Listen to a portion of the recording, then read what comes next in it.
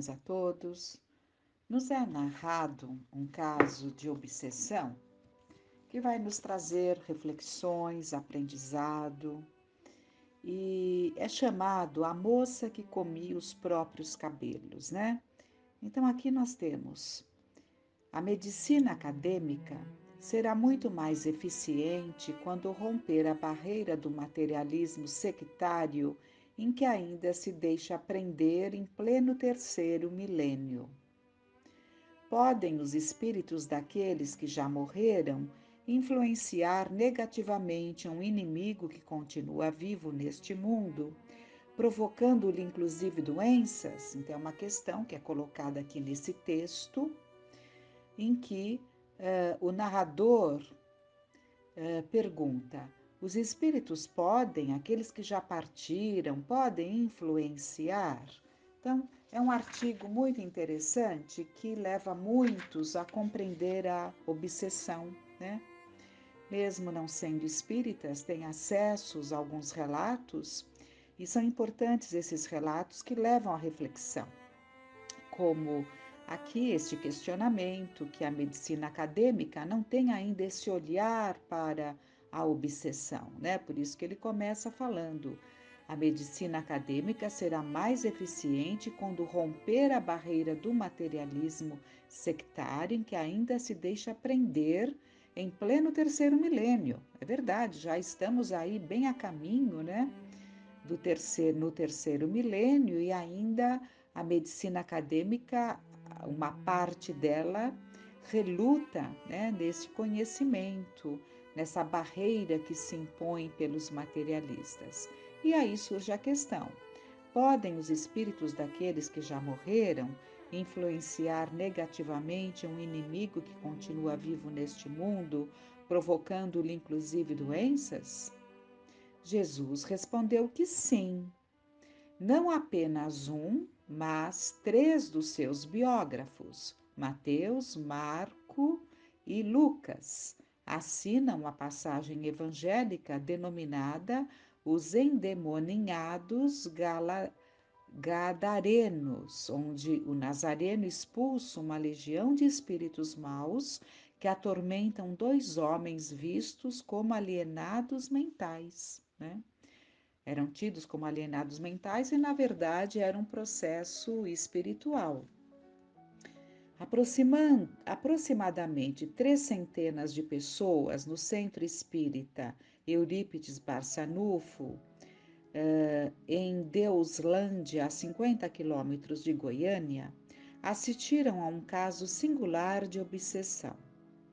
Melhor dizendo, de desobsessão, porque os agressores foram separados da agredida, deixando, portanto, de influenciá-la. Era uma moça de pouco mais de 20 anos, de olhar aflito e assustado. A pedido do médium Geraldo Inácio da Silva, ela retirou o turbante que lhe cobria a cabeça e todos viram os claros enormes entre o que sobrara de seus cabelos negros muito curtos e ralos. Ela está liberada para retornar às atividades normais.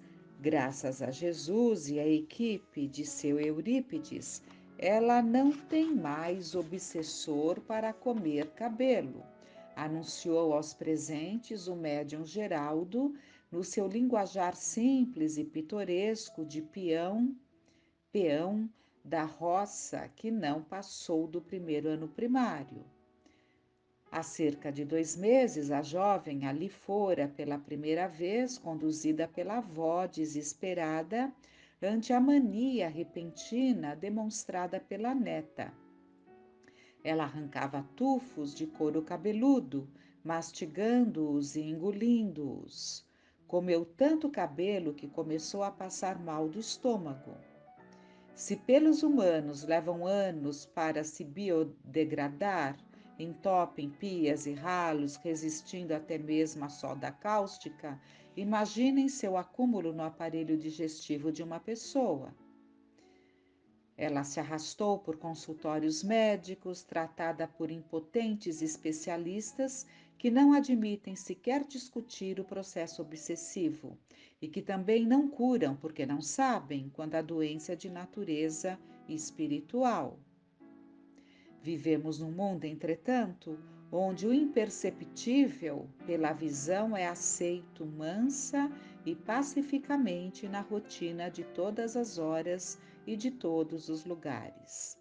Neste momento, por exemplo, o prezado leitor está envolvido por milhares de vozes que falam, cantam, discursam, gritam e cochicham. Ele não as escuta, mas se ligar um rádio, vai captá-las em dezenas de estações transmissoras. Ainda mais maravilhosas são as imagens incontáveis, em movimento, coloridas, acompanhadas de sons os mais diferentes, trazendo-nos noticiários e shows, novelas e espetáculos esportivos no milagre perenemente captado em nosso televisor. Pois há quem negue a obsessão, alegando motivos científicos. A moça que comia os próprios cabelos, todavia, livre dos obsessores, não os come mais, sem precisar que lhes amarrem as mãos nas costas. Aliás, essa providência foi o único remédio realmente eficaz receitado pelos médicos para conter seu apetite insólito, né? Então, infelizmente, ainda há muito desconhecimento por parte da medicina, mas esse conhecimento está se infiltrando e ganha campo, né?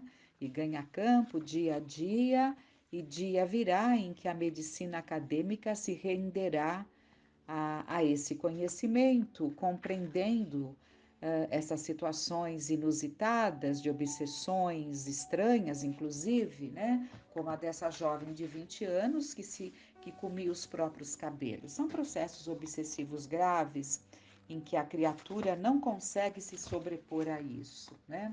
Mas no tratamento adequado em que ela busca em Goiânia, né, num centro espírita denominado Eurípides Barçanufo, em Deuslândia, a 50 quilômetros de Goiânia, ela consegue libertar-se dos obsessores. Libertando-se dos obsessores, acaba esse ato, né, que ela havia desenvolvido e que não conseguia parar. Então, é muito importante que percebamos as causas da obsessão, a obsessão instalada, a obsessão sutil, que foi um dos temas que vimos aí no último áudio. Então, é importante que estejamos atentos e, para completar esse aprendizado, nós vamos buscar no livro Cartas e Crônicas. O irmão X nos traz um texto que fala sobre o veneno livre. É muito importante que nos inteiremos dessas situações, né? Buscando ali em Kardec compreender o que é obsessão. É o primeiro passo e temos trazido constantemente, né? Conhecer a obsessão, sua gênese, suas manifestações, né? Como atenuar, como livrar-se das obsessões. E esse texto, Veneno Livre, vai nos trazer algumas reflexões. Pede você que os espíritos desencarnados se manifestem sobre o álcool, sobre os arrasamentos do álcool. Muito difícil, entretanto, enfileirar palavras e definir-lhe a influência.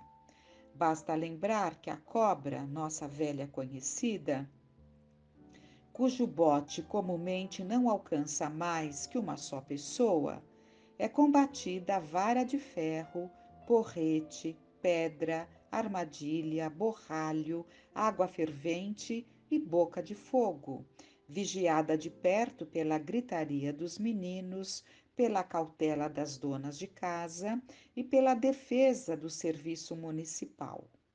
Mas o álcool, que destrói milhares de criaturas, é veneno livre, onde quer que vá. E em muitos casos, quando se fantasia de champanha ou de uísque, chega a ser convidado de honra, consagrando eventos sociais. Escorrega na goela de ministros com a mesma sem cerimônia com que desliza na garganta dos malandros encarapitados na rua. Endoidece artistas notáveis, desfibra o caráter de abnegados pais de família, favorece doenças e engrossa a estatística dos manicômios. No entanto, diga isso num banquete de luxo e tudo indica que você, a conselho dos amigos mais generosos, será conduzido ao psiquiatra se não for parar no hospício. Ninguém precisa escrever sobre a aguardente, tenha ela o nome de vodka ou de suco de cana, rum ou conhaque, de vez que as crônicas vivas, escritas por ela mesma, estão nos próprios consumidores, largados à bebedeira, nos crimes que a imprensa reclama, de sensacionalismo nos ataques da violência e nos lares destruídos. E, se comentaristas de semelhantes demolições devem ser chamados à mesa redonda da opinião pública, é indispensável sejam trazidos à fala as vítimas de espancamento no recinto doméstico, os homens e as mulheres de vida respeitável que viram a loucura aparecer de chofre no ânimo de familiares queridos, as crianças transidas de horror ante o desvario de tutores inconscientes e, sobretudo, os médicos encanecidos no duro ofício de aliviar os sofrimentos humanos. Então, aqui o irmão X, na sua crônica, nos relata as situações que o álcool traz, né? As demolições que os próprios consumidores podem trazer, né? Nos contar, que os próprios familiares que vivem isso sabem perfeitamente os danos desse veneno. Mas é um veneno para o qual não existe ali, como ele cita da cobra, né, todos os cuidados ali para que a cobra não pique uma criatura, uma. E no entanto, como ele diz, esse veneno livre está aí, né? E quando pensamos em termos de mediunidade, nós percebemos claramente que o álcool ele abre as portas para uma mediunidade atormentada. Então é muito comum uma determinada pessoa com pouquíssimo álcool, né? Até com uma quantidade pequena mesmo, que para outros não significaria nada, para muitos e muitos funcionam como uma porta aberta, um canal que se abre, mediúnico, né? Um canal que se abre, facilitando as interferências, facilitando ali a manipulação de espíritos, as interferências desses espíritos. E a pessoa perdendo ali o seu controle, mesmo com pouco álcool, isso acontece.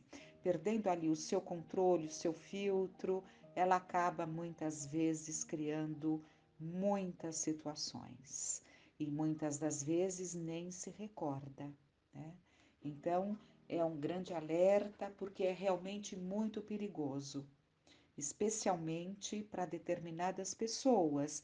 E se não é para um pequeno número de pessoas, assim mesmo não se pode dar tanto valor, né,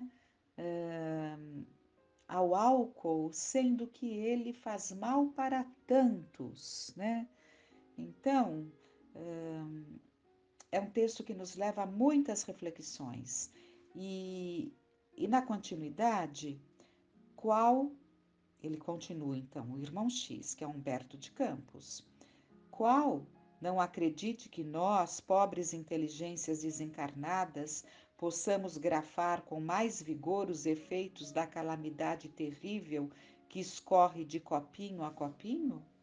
É por isso, talvez, que as tragédias do alcoolismo são quase sempre tratadas a estilete de sarcasmo. E creia você que a ironia vem de longe.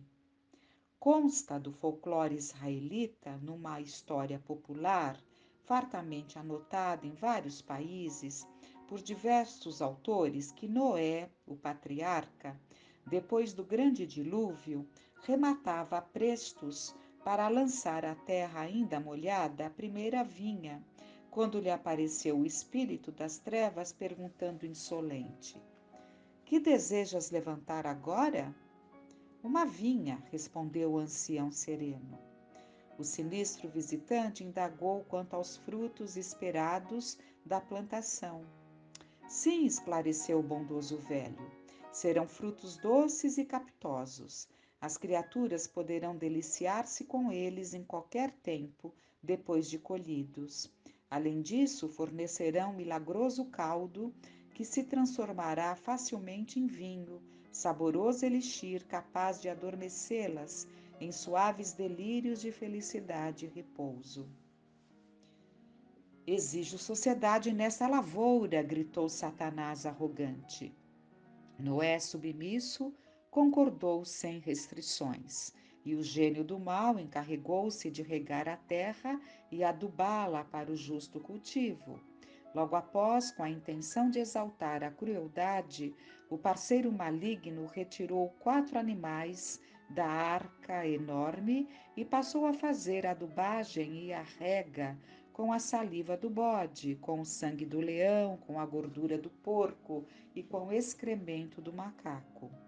À vista disso, quantos se entregam ao vício da embriaguez apresentam os trejeitos e os berros sádicos do bode ou a agressividade do leão, quando não caem na estupidez do porco ou na momice dos macacos. Esta é a lenda. Entretanto, nós, meu amigo, integrados no conhecimento da reencarnação, estamos cientes de que o álcool, intoxicando temporariamente o corpo espiritual, arroja a mente humana em primitivos estados vibratórios, detendo-a de maneira anormal na condição de qualquer bicho, né? Então, ele se aproveita dessa lenda conhecida desde os tempos dos israelitas lá atrás, para mostrar que o álcool, ele realmente, ele tirando o freio, ele tirando aquela condição de frearmos, de nos frearmos diante dos ímpetos, né? Ele tem a propriedade de trazer, de rebuscar lá nos refolhos da nossa alma coisas que deveriam estar guardadas, né? Guardadas, arquivadas, porque não convém que venham à tona, desse nosso lado ainda de grande animalidade, né? Então, é preciso que estejamos atentos, é preciso que observemos, é preciso que saibamos orientar muito bem, especialmente aos jovens, né? Para que se evite esse caminho em que a gente percebe que diversão ficou sinônimo de copo na mão, né? Isso é uma coisa que temos percebido cada vez mais, de forma mais intensa. E os danos são imensos, então tudo que não nos convém é preciso que estejamos atentos, né? Então que fiquem para nós essas reflexões sobre essas situações todas com as quais lidamos, né? E que fiquemos em paz.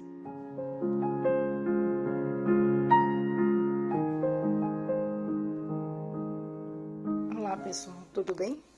Vamos dar continuidade ao nosso estudo do livro A Imensidão dos Sentidos, aprendendo a lidar com a sua mediunidade. Eu vou trazer de cada capítulo que eu li até agora o trecho que eu separei, que para mim foi o que mais me impactou. Depois a gente dá sequência. Da introdução, eu separei esse aqui. Os 5 sentidos humanos são a base de todas as percepções físicas, mas quando somamos a eles o 6º sentido, não só experimentamos um maior grau de consciência existencial, como também passamos a descortinar os mistérios da vida invisível. Do capítulo Mediunidade e Religião,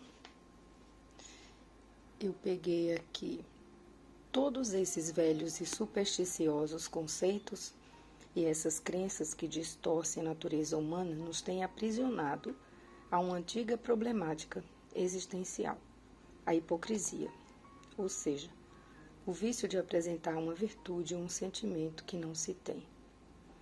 E os hipócritas foram condenados energicamente por Jesus, conforme noticia o Evangelho.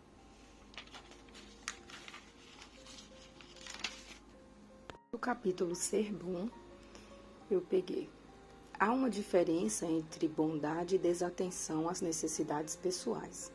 Ser bom não é ter uma vida associada à autonegação ou autonegligência, nem mesmo ajustar-se obsessivamente às exigências e necessidades dos outros. Acima de tudo, o bondoso conhece e defende os próprios direitos, ou seja, sabe cuidar de si mesmo. E do capítulo Autopercepção, ficou faltando o último parágrafo, e é esse que eu escolho também. A autopercepção é uma atividade dos nossos sentidos. Portanto, lembremos-nos, se não exercitarmos uma constante comunicação com nós mesmos, simplesmente não poderemos nos comunicar de forma apropriada com os outros indivíduos, encarnados ou desencarnados. Vamos seguir. Sintonia e homogeneidade. Uma reunião é um ser coletivo, cujas qualidades e propriedades são as resultantes de todas as dos seus membros e formam como um feixe. Ora, esse feixe terá tanto mais força quanto for mais homogêneo. Isso é na segunda parte do livro dos Médiuns, capítulo 29, item 331. Normalmente, não fincamos nossas raízes mentais, emocionais e espirituais o suficiente na realidade espiritual da vida. Dessa forma, em épocas de estiagem na superfície, não temos uma fonte de suprimento que nos alimente e fortaleça, vitalizando nossa intimidade. Todos os grandes pensadores da humanidade sempre nos incentivaram a que aprofundemos nossas raízes intelectuais e emocionais nas bases veneráveis da existência humana. Paulo de Tarso, o grande divulgador do cristianismo entre os gentios, reporta-se em sua pregação aos atenienses a unicidade do Criador e suas criaturas. Nele vivemos, nos movemos e existimos. Em Atos dos Apóstolos, capítulo 17, versículo 28. O universo é a projeção da mente divina e nós, como criação, vivemos interdependentes no idealismo superior. Somente quando tomamos consciência da necessidade de fazer uma perfeita conexão com nossa profundidade sagrada é que passamos a ter uma ampla visão de unidade com a vida cósmica. É preciso ancorarmos nossos alicerces na base divina que há em todos nós. Se os membros de grupo mediúnico estiverem apenas obedecendo a regras e padrões prescritos para o dia da reunião, desde quando acordam até o horário pré-estabelecido para o seu início, podem estar apenas a serviço de fórmulas superficiais e bem estreitas. Quando reconhecemos nossa junção com tudo o que existe, ampliamos nosso conceito de sintonia. Não é possível obter sintonia vibratória unicamente com comportamentos estereotipados e posturas programadas antes, durante e ao término de uma tarefa espiritual, mas sim quando conseguimos nos contextualizar no universo. Sintonizar-se quer dizer perceber a razão incomensurável e coesa da existência humana que preenche o vazio que acreditamos existir entre os seres humanos. Desatar os elos da ilusão nem sempre é uma tarefa fácil. Quanto mais superficial for a visão de unidade entre todas as coisas, mais a pessoa ficará dominada por uma realidade fragmentada. No entanto, quanto mais ela for desenvolvida espiritualmente, mais verá a profundidade e significado das criações e das criaturas. À proporção que a humanidade evolui, a alma humana se alarga, amplia seus conceitos, supera barreiras e desobstrui fronteiras. Quando o indivíduo se universaliza, ele se descobre na multiplicidade das relações por todo o mundo. Sua mente, antes horizontalizada, verticaliza-se, alicerça-se em uma estrutura de planos e superplanos do entendimento superior. Seu coração, como um botão de flor, desabrocha-se, lançando as pétalas do amor amplo, dinâmico e sem fronteiras sociais, de raça ou de crença. Ora, esse feixe terá tanto mais força quanto for mais homogêneo. Para que uma reunião seja homogênea, seus participantes precisam acreditar realmente que as habilidades de cooperação e as alegrias do serviço em conjunto são um investimento poderoso e sábio para o crescimento evolutivo. Necessitam ter uma compreensão de que a harmonia grupal depende de uma interação coletiva mais profunda, reconhecendo que nenhuma unidade ganhará à custa de outra, pois cada porção contribui para a totalidade, e a totalidade, por sua vez, nutrirá todas as porções. Nos atendimentos de orientação mediúnica, é comum observarmos que, em muitas ocasiões, quando o espírito é atraído para ser esclarecido, traz consigo inconscientemente muitos outros, todos unidos pela mesma situação ou problemática existencial. Por possuírem semelhantes pontos fracos ou lições a aprender, basta atender a um, para que todos os outros sejam também beneficiados. A natureza não funciona em caráter de isolamento ou de redoma de vidro. Para a vida providencial, somos um todo, funcionando dinamicamente, movimento e atividade energética intensa. O alvo definitivo de um grupo mediúnico é a unidade, a integração íntima entre sentimentos, crença e pensamentos. O isolamento e a falta de comunhão mental são o oposto do que a espiritualidade maior aspira a realizar. Não podemos compreender a importância de uma reunião mediúnica sem possuir senso de responsabilidade individual e coletiva.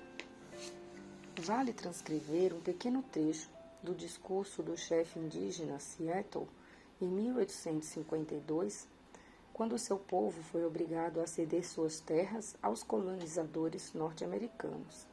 Ele disse: "A terra não pertence ao homem, o homem pertence à terra. Isso nós sabemos. Todas as coisas estão interligadas, como o sangue que une uma família. O que quer que aconteça à terra, acontece aos filhos da terra. O homem não teceu a trama da vida. Ele é simplesmente um fio nela. O que quer que ele faça, a trama faz a si mesmo." A grandeza de alma é uma condição espiritual, desvinculada da religião que se professa. Todos temos uma dimensão transcendental em nossas vidas, não importa qual seja a nossa orientação religiosa. Os totemistas, budistas, católicos, hindus, muçulmanos, protestantes, espíritas, igualmente os ateus e agnósticos, todos compartilham de uma essência espiritual em sua experiência íntima, independentemente de reconhecê-la ou não. O participante de uma reunião mediúnica não pode nutrir um espírito sectarista, pois é a negação dos preceitos cristãos e, consequentemente, a incompreensão dos princípios espíritas, que revivem na atualidade os ensinos do Cristo e da era apostólica. Para o intolerante, só os de sua religião estão com a verdade e, portanto, merecem exclusiva atenção divina. No Espiritismo impera uma visão universalista e progressista, porque ele jamais se proclamou o detentor exclusivo da verdade. As descobertas da ciência glorificam Deus em lugar de o rebaixar. Elas não destroem, senão que os homens edificaram sobre ideias falsas que eles fizeram de Deus. Esse é um trecho que está em A Gênese, capítulo 1, item 55. A essência da espiritualidade é a conexão que se faz com as divinas potencialidades que existem em nossas profundezas. Cada um de nós é uma sintetização individualizada das forças criativas do cosmos, quer acreditemos ou não. É compreensível nossa dúvida ou indignação diante dos processos da natureza que ainda ignoramos. Por exemplo, se fosse possível contarmos a uma semente de laranja que nela existe a própria laranjeira, talvez ela duvidasse ou não aceitasse. Quanto mais ampliarmos a consciência do que somos, maior será a nossa espiritualização. A percepção da realidade de uma criatura tem a dimensão exata da sua própria consciência, nem mais, nem menos. Nem sempre temos a exata noção da sinfonia da vida da qual participamos. Ela é muito maior do que podemos imaginar e precisamos contribuir com nosso acorde para que a melodia se complete. A sintonia e homogeneidade dos membros de um grupo de trabalho cristão acontece efetivamente só quando eles percebem a interconexão da própria individualidade com tudo no universo. E aqui eu destaco: o homem não teceu a trama da vida, ele é simplesmente um fio nela.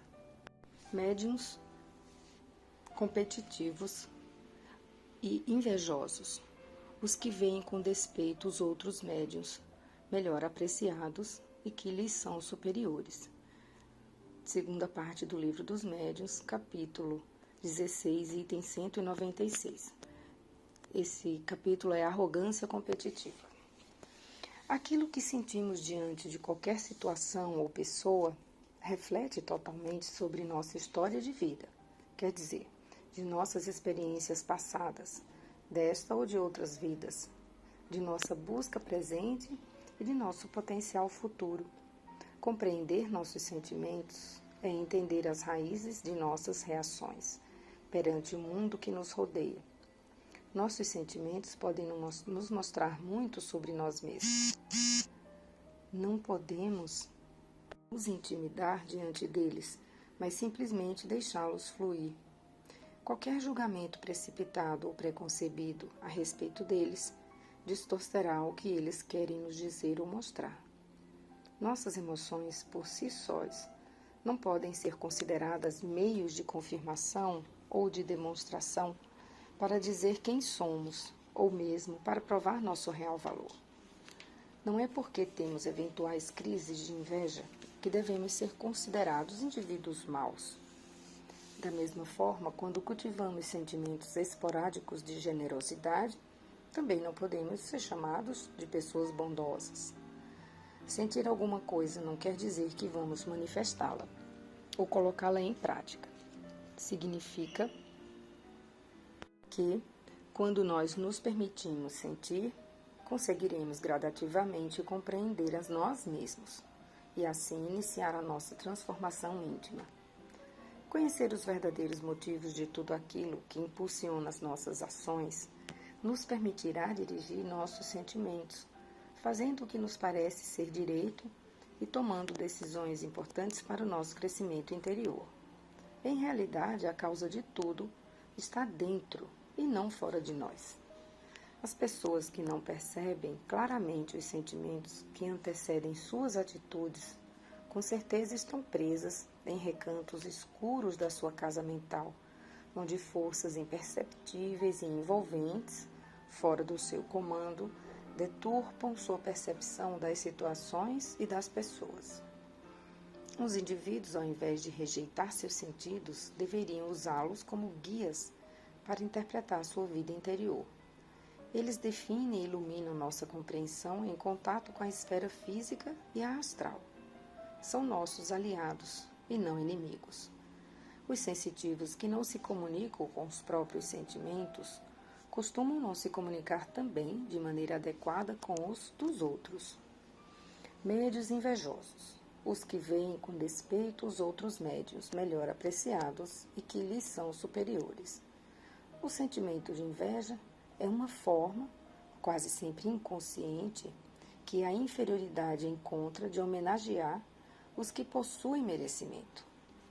A inveja da originalidade acarreta uma imitação incessante, assim como o desejo de copiar a espontaneidade dos indivíduos criativos. Seria interessante perguntarmos a nós mesmos o porquê desse comportamento invejoso. Onde está tudo isso em nós? Poderíamos encontrar na própria intimidade a verdadeira razão da atitude de rivalidade ou despeito que, em muitas ocasiões, é vista como uma antipatia gratuita. Poderíamos dizer que o invejoso procura apaziguar seu inimigo interno, difamando ou maldizendo os outros. É como se ele pensasse de si para consigo: preciso tomar uma postura acusadora para não ter problema de autoacusação. A hostilização dos invejosos para com os outros perpetua a situação do desconhecimento de si mesmos, o que, por sua vez, os mantém num falso pedestal de seres geniais. Embora certos médiuns estejam fervilhando na baixa autoestima e na frustração, ainda continuam se posicionando num sentimento de superioridade para conquistar o mundo exterior.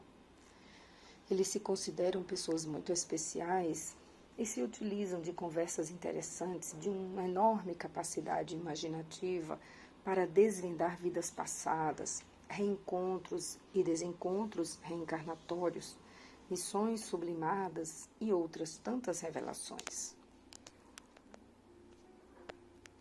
Desta maneira, enquanto insuflam o ego dos incautos, passam a subestimar de forma engenhosa a tarefa mediúnica de outros médiuns, sem que ninguém perceba a arrogância competitiva que eles nutrem em seu mundo íntimo. De modo geral, no exercício da mediunidade, os indivíduos registram e transmitem mensagens de entidades infelizes que se ligam em seus pontos fracos, razão pela qual os médiuns ativos estão constantemente fazendo um trabalho de autodesobsessão.